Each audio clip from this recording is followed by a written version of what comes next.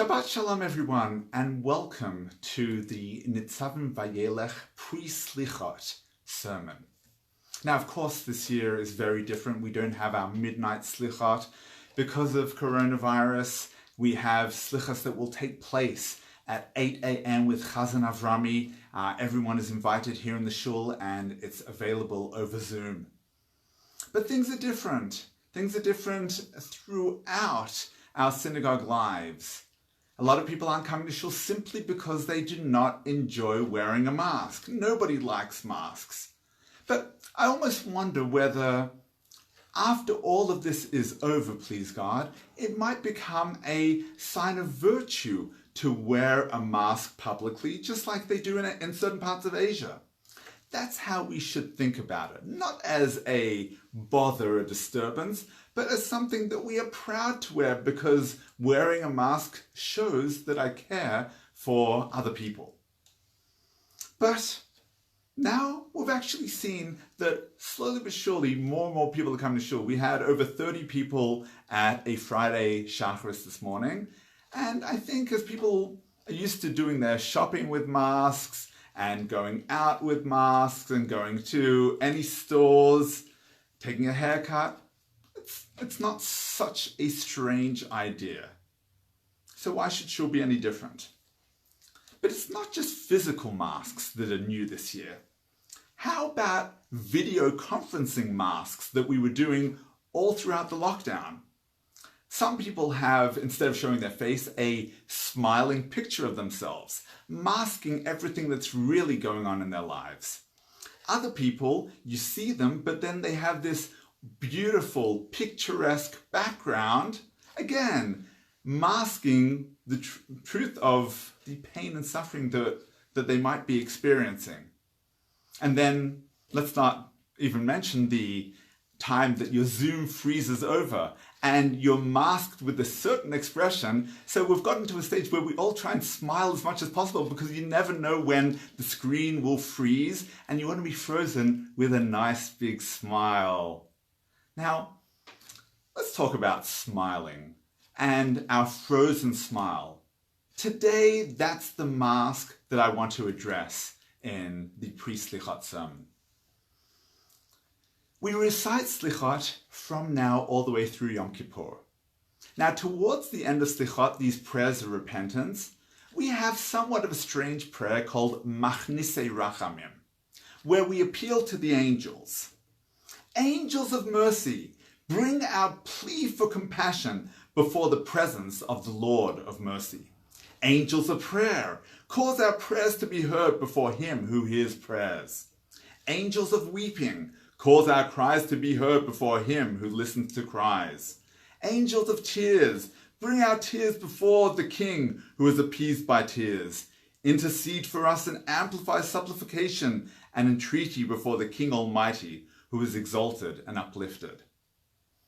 In a famous declaration of protest, the Maharal of Prague railed against beseeching angels for assistance. He says, what are you doing? Are we talking to angels, asking angels to pray for you? We have a direct relationship with God. We don't need to ask angels to intercede on our behalf. We don't believe in Judaism in the concept of an intermediary. It's a direct relationship between you and God. And so the Maharal would not recite this paragraph in the Slichos. That notwithstanding, most authorities maintain the practice. For example, the Shibalei HaLeket, Rabbi Tzidkiyahu Anav, who lived in the 13th century in Italy, he quoted the Talmud in Sanhedrin that states that one should always ensure that he has no adversaries above. Rashi explains that the meaning is that he should ask the angels to intercede on his behalf.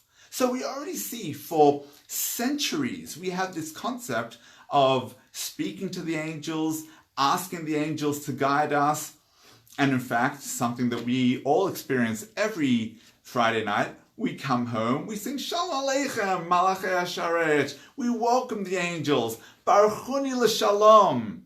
Bless us. Bless me in peace. Not everybody says that paragraph. But this notion of talking to angels is certainly not foreign to our tradition.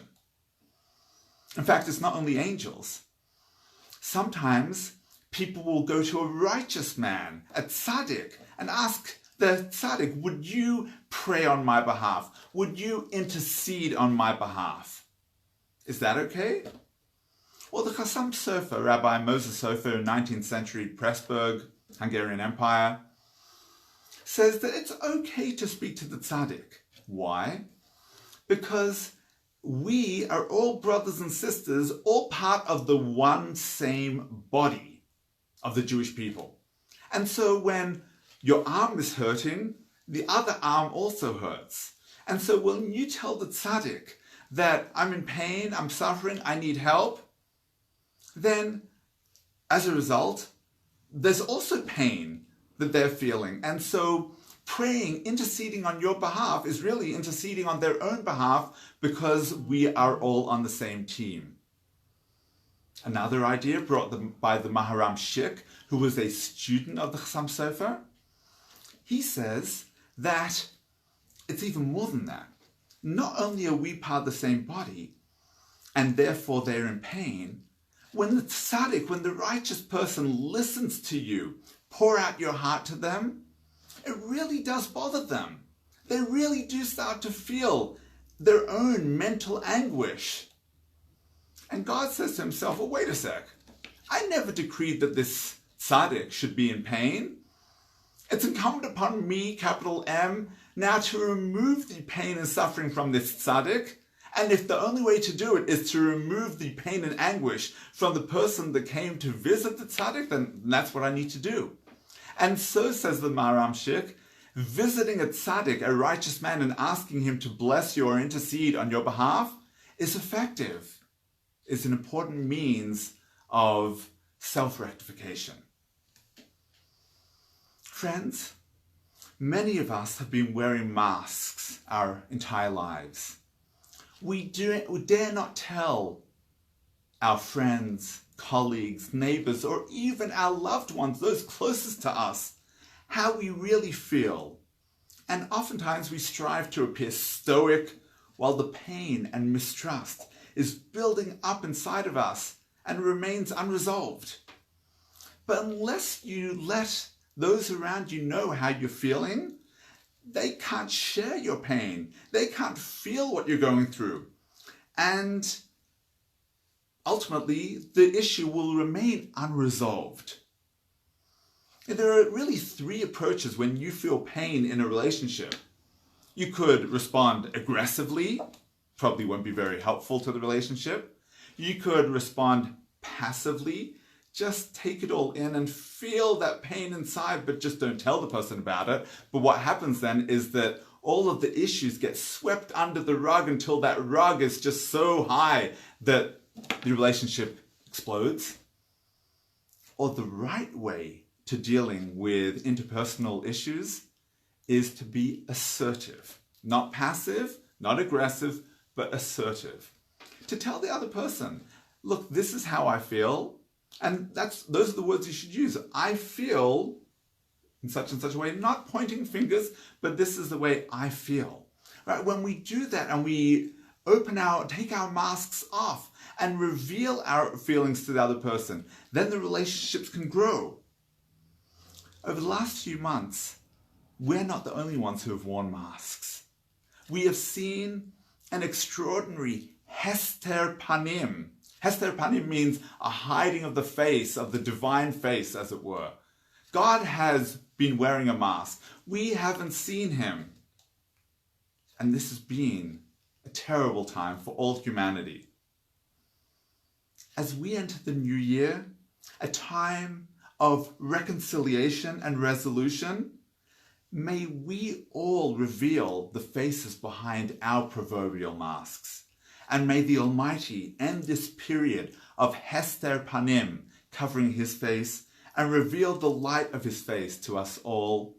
Shabbat Shalom, Shana Tova, and may this year be filled with unbelievable interpersonal light and light from the divine throughout the world.